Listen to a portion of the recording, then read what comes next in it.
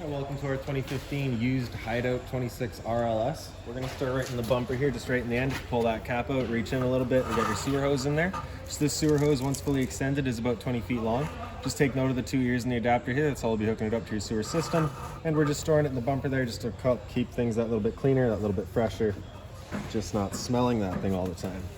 In this corner, as well as in each corner of the trailer, you got these stabilizer jacks here. So what they're going to do is they're just going to turn that nut, bring them down to the ground, give them another turn or so just to firm them up, and I'll just get rid of any sort of like that sway that you see you got in the unit right now, and just keep things stable for you.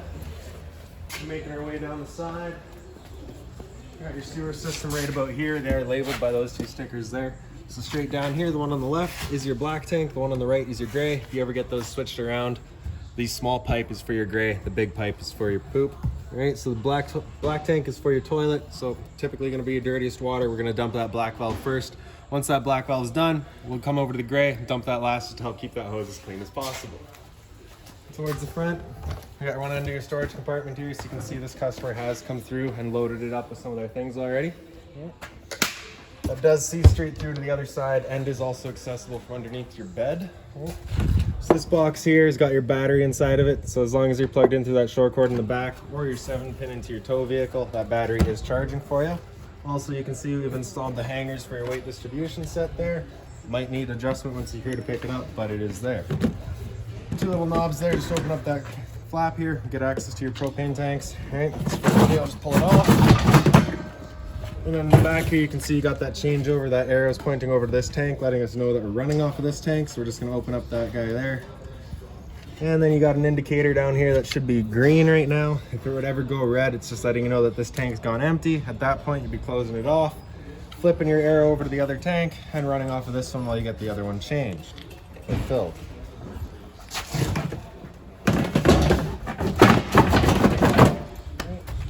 Over to the other side of the unit here, you got the other end of your storage compartment. So again, just holds up all the storage space there. All right. So this front door here is just entrance to your bedroom. Nothing special back there. We'll get there in a couple minutes.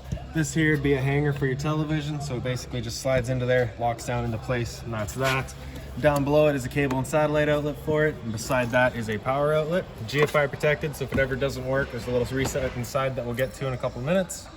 Beside that, we've got your exterior shower. So you're gonna get a key just like this guy here. Stick it on into there, you can open it up.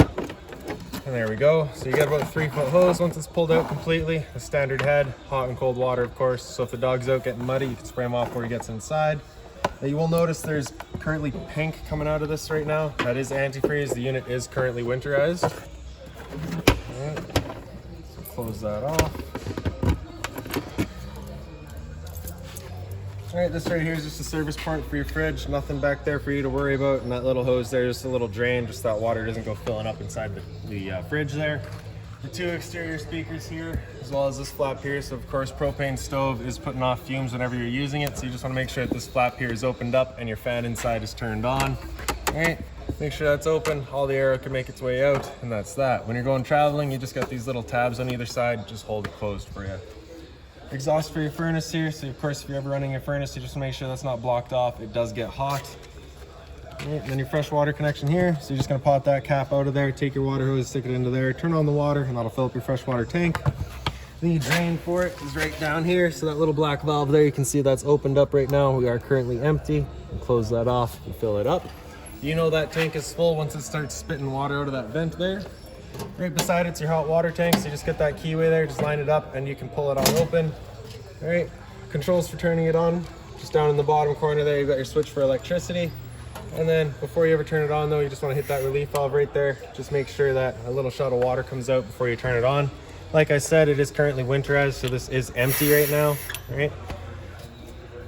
All right, and like I said, electricity, turning it on down there. Propane, we'll turn that on once we get inside.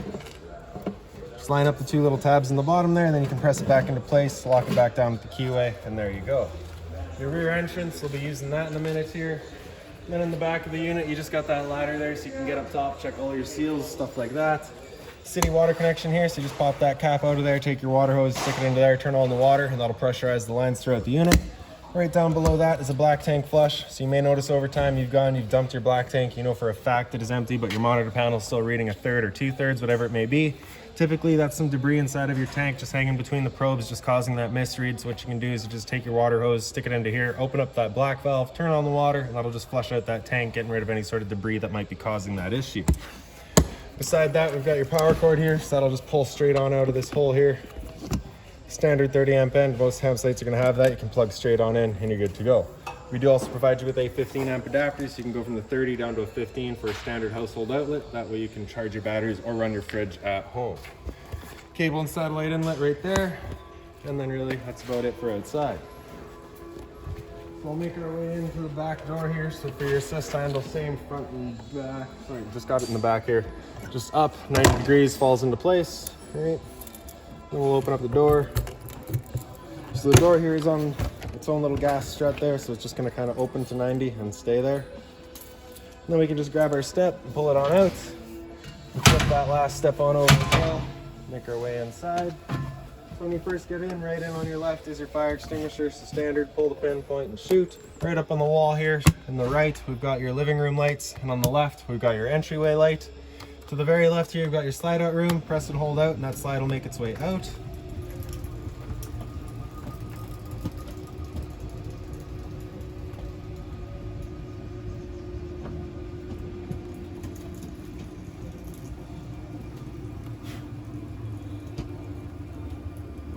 Once that slide's fully extended, we're just going to hear some clicks from the motors letting you know they've reached their stall.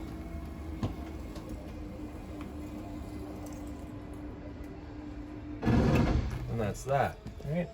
So in the center row here, all the way over to the right, we've got that porch light there, turns on your awning light outside. And then right beside that, we've got your awning itself. So press and hold extend, and that awning will make its way out.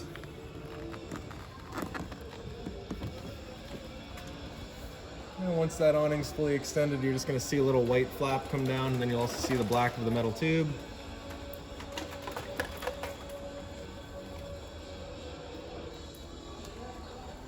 Alright, so there's our flap there. A little sticky right now with the water there, but I'm sure it'll come. There we go. So once that flap's down, you're going to want to stop. If you were to continue extending, it will actually wind itself up backwards, in which case the fabric will be underneath the tube, allowing it to then hold water, accelerating the growth of mold and mildew. Now if it were to start raining, it's going to be holding some water anyways, so what you can do is just pull this arm down. You can see that changes the pitch of the awning out at the head, allowing water to then run off. Now if you like that angle better because it does give you more shade, you can do the same thing with the arm up front. Before you ever bring them back in though, you just want to make sure they're back straight and fully extended, just so that we're not running the risk of bending anything. And then we're going to press and hold the tract. That awning will make its way back in. And simple as that. So another thing to keep in mind with your awning is it does just catch the wind. So once you get up to about 15-20 kilometers an hour of wind, you're going to want to bring it back in. Again, just so that you're not running the risk of bending your arms.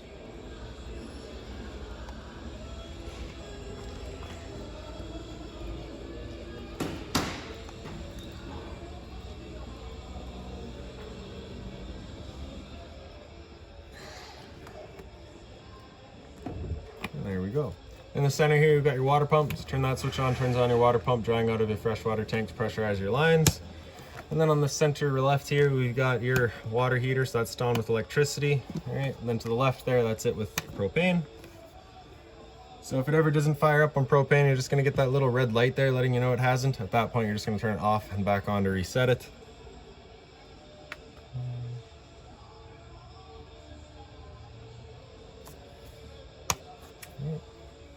Then up top, we've got your monitor system. So over on the left there, we've got batteries. So you can see we're currently C for charging. G would be good, F is fair, L is low. For your fresh tank, as you fill that up, it'll go to a third, 2/3 and full. Same idea for your black, your gray, and your gray 2. All right. And so in the back here, we just got these two seats here, of course. So the one seat is positioned in the center whenever you're bringing your slide in, just because it will otherwise crush it, all right? So for traveling, before you close it, you want to bring it right here. Once you're at your site and set up, then you can kind of bring it off, set it wherever you like it. All right. And into the kitchen here, you just got that one light right above the sink there, hot and cold water with the mobile head, of course. A little bit of storage up above. All right. And down below, you got a bit more storage as well.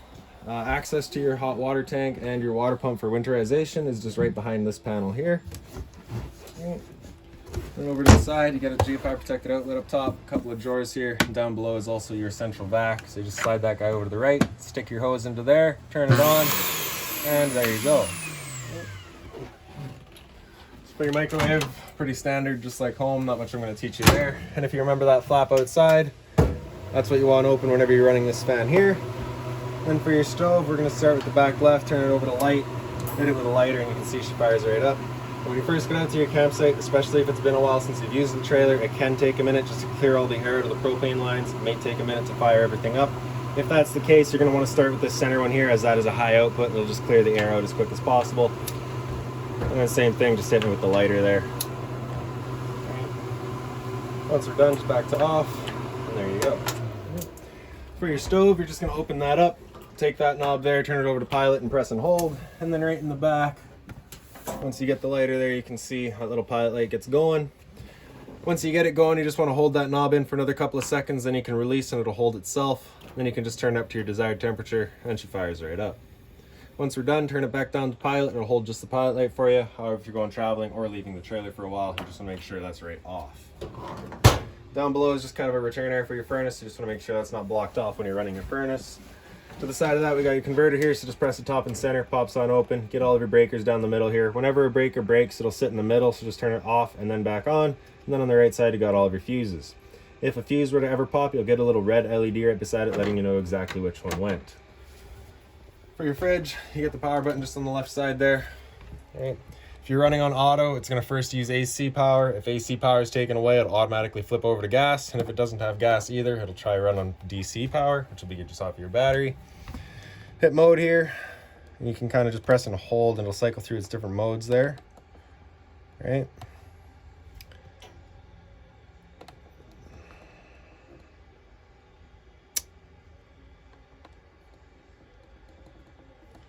Alright, it's happy on auto. Well, I guess then it just illuminates whatever source it is using, because right now you saw that we're using it on AC. Right? If you were to hit temp there, so 4 and 5 would be its coolest, 1 would be its lowest. Right? And then power button there, turn it back off. Fridge down below, and freezer up top. Pantry space beside it. Right. Entertainment area with a little bit of storage up top. Your TV here, also on a swivel, so you can just pull that travel latch off of there, swing it out, point it where you like it. Right behind it, you've also got a 12-volt outlet, and beside that, you've also got your antenna out, so you can see it's currently green right now, just letting you know that it's turned on. That off, it's off. All right, that is just looped around for your cable and satellite just to pass through, and right here is just your 120-volt outlet for the TV itself. Swing it back in, strap it back down.